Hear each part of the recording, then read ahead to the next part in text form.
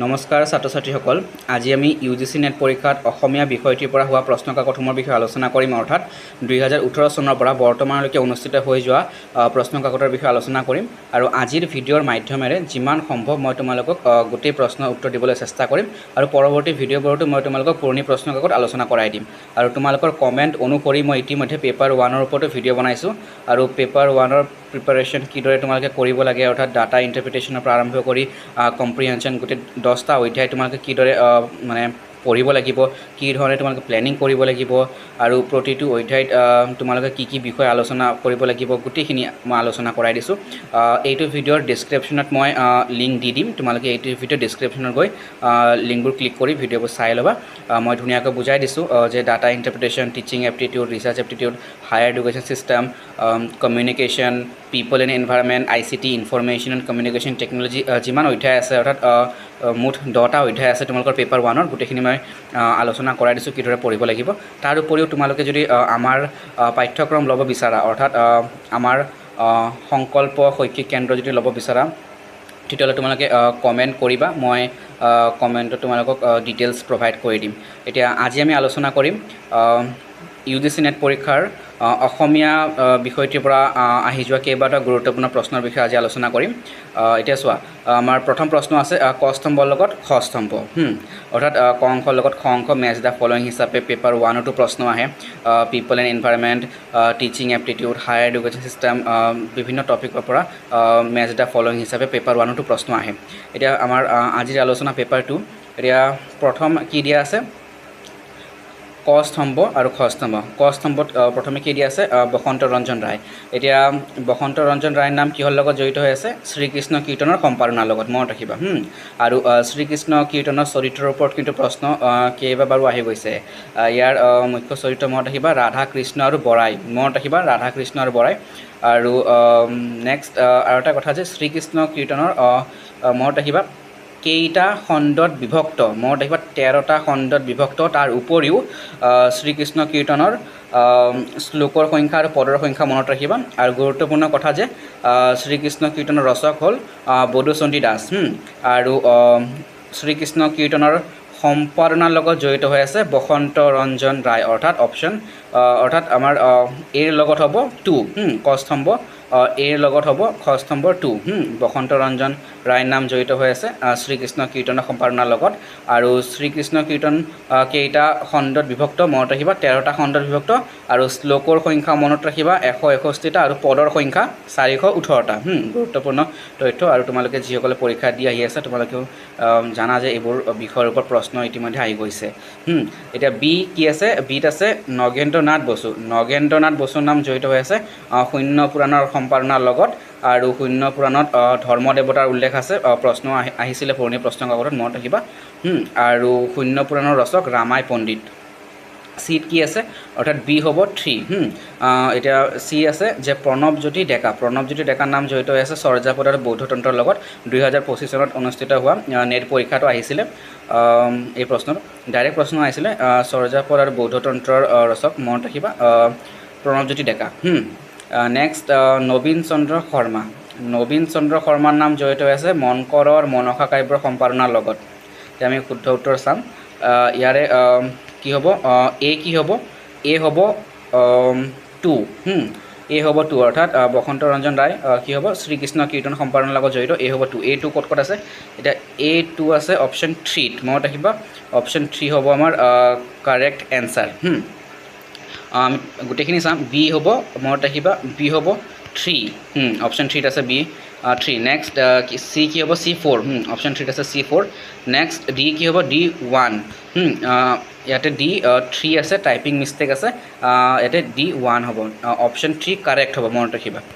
Next question, ক স্তম্ভৰ লগত খ স্তম্ভ সংস্কৃতিৰ ভাগৰ পৰা দিয়া হৈছে। আৰু পৰীক্ষা যিসকলে তোমালোকে দি আহি আছে গমো পোৱা যে অলংকাৰ ভাগৰ পৰা প্ৰশ্ন তোমালোকৰ প্ৰতিটো পৰীক্ষাতে হয় এটা প্ৰশ্ন, মনত ৰাখিবা। থুৰীয়া, লোকাপাৰ আদি কাণত পিন্ধা অলংকাৰ। আৰু দুগদুগী ডিঙিত পিন্ধা অলংকাৰ। গামখাৰু আমি জানো যে হাতত পিন্ধা অলংকাৰ। আৰু উজন্তি ভৰিৰ আঙুলিত পিন্ধা অলংকাৰ। এতিয়া আমি কাৰেক্ট অপশ্যন চাম।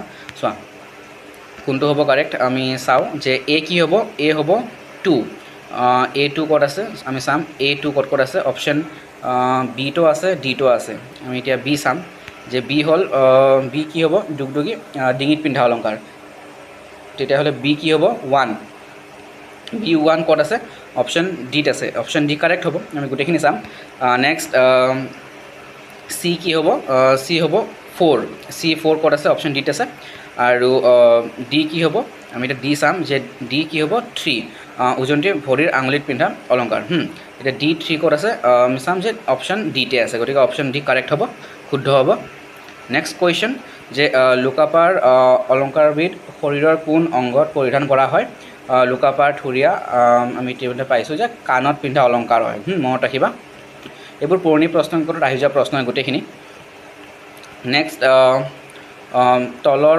অলংকাৰবোৰৰ কোন দুবিধ ডিঙিত নিপিন্ধে এতিয়া আমি চাব লাগিব প্ৰথমে কি দিয়া আছে থুৰীয়া 1ত থুৰীয়া দিয়া আছে থুৰীয়া লুকাপাৰ আমি জানো যে থুৰীয়া লুকাপাৰ আদি কাণত পিন্ধা অলংকাৰ অপশ্যন 2ত জোনবিৰি আছে অপশ্যন 3ত দুগদুগী আছে অপশ্যন 4ত উজন্তি আছে এতিয়া আমাক প্ৰশ্নত সুধিছে যে ডিঙিত নিপিন্ধে এটা আমি পাইছোঁ যে থুৰীয়া লুকাপাৰ আদি কাণত পিন্ধা হয় আৰু নেক্সট উজন্তি ভৰিৰ আঙুলিত পিন্ধা হয় আৰু গতিকে 1 and 4 হ'ব আৰু মনত ৰাখিবা জোনবিৰি আৰু দুগদুগী ডিঙিত পিন্ধা হয় ডিঙিত পিন্ধা অলংকাৰ হয় জোনবিৰি দুগদুগী আমি ইতিমধ্যে পাইছোঁ বাৰু যে আমি ইতিমধ্যে আমাৰ আলোচনাত আছে যে এইটো যে বি কি হ'ব B1 আছিলে হয় ন দুগদুগী ডিঙিত পিন্ধা অলংকাৰ দুগদুগী জোনবিৰি আদি মনত ৰাখিবা ডিঙিত পৰিধান কৰা অলংকাৰ আৰু প্ৰশ্নত সুধিছে যে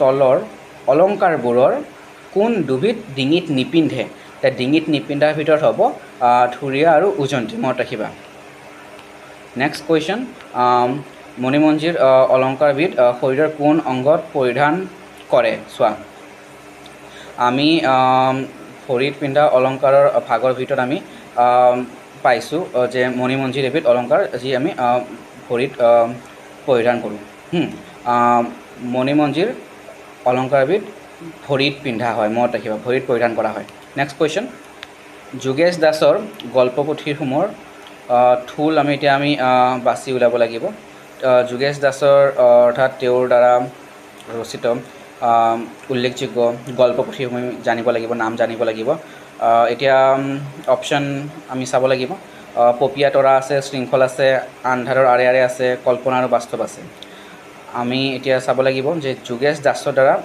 ৰচিত গল্পপুথি আমাক থুল নিৰ্ণয় কৰিব দিছে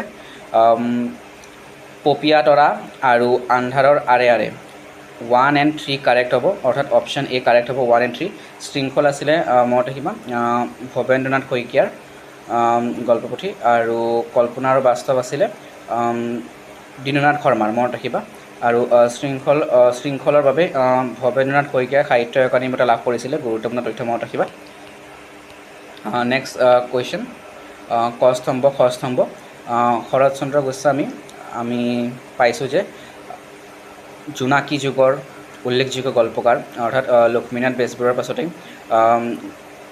শৰৎচন্দ্ৰ গোস্বামী জোনাকী যুগৰ এগৰাকী উল্লেখযোগ্য গল্পকাৰ আছিলে আৰু তেওঁৰ উল্লেখযোগ্য গল্পপুথিসমূহৰ নাম আমাৰ ধাৰণা হ'ব লাগিব প্ৰশ্ন হয় ক অংশৰ লগত খ অংশ মিলোৱা হিচাপে তেওঁৰ ওপৰত কেইবাটাও প্ৰশ্ন আহি গৈছে চোৱা এতিয়া শৰৎচন্দ্ৰ গোস্বামীৰ গল্পপুথিসমূহ কি আছিলে গল্পাঞ্জলি মইনা বাজিকৰ পৰিদৰ্শন তেতিয়াহ'লে এ হ'ব 4 হ'ব বাজিকৰ শৰৎচন্দ্ৰ গোস্বামীৰ গল্পপুথি হ'ব বাজিকৰ নেক্সট হলিৰাম ডেকাৰ নাম জড়িত হৈ আছে ৰে বৰে ভাই অপশ্যন 3 লগত নেক্সট ত্ৰৈলোক্যনাথ গোস্বামীৰ নাম জড়িত হৈ আছে দুটকীয়া নোট অপশ্যন 2 লগত আৰু লক্ষ্মীধৰ শৰ্মাৰ নাম জড়িত হৈ আছে ব্যৰ্থতা দানৰ লগত এতিয়া আমি চাম যে A4 ক'ত আছে A4 অপশ্যন 8 and D আছে নেক্সট চাম B3 ক'ত আছে B3 A and D জড়িত হৈ আছে অৰ্থাৎ অপশ্যন 8 B3 আছে অপশ্যন D টো B3 আছে এতিয়া আমি নেক্সট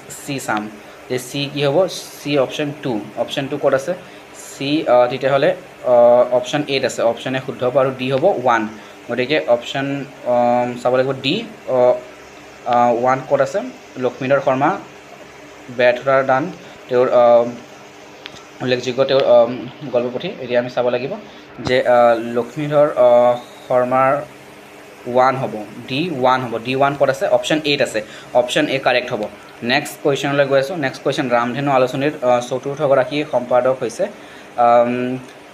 আমাৰ ধাৰণা হ'ব লাগিব যে ৰামধেনু আলোচনীৰ সম্পাদকসকলৰ নাম, প্ৰথম আমি জানো যে ইন্দ্ৰকমল বেজবৰুৱা, দ্বিতীয় মহেশ্বৰ নেওগ, তৃতীয় কীৰ্তিনাথ হাজৰিকা আৰু চতুৰ্থগৰাকী সম্পাদক হ'ল বীৰেন্দ্ৰ কুমাৰ ভট্টাচাৰ্য।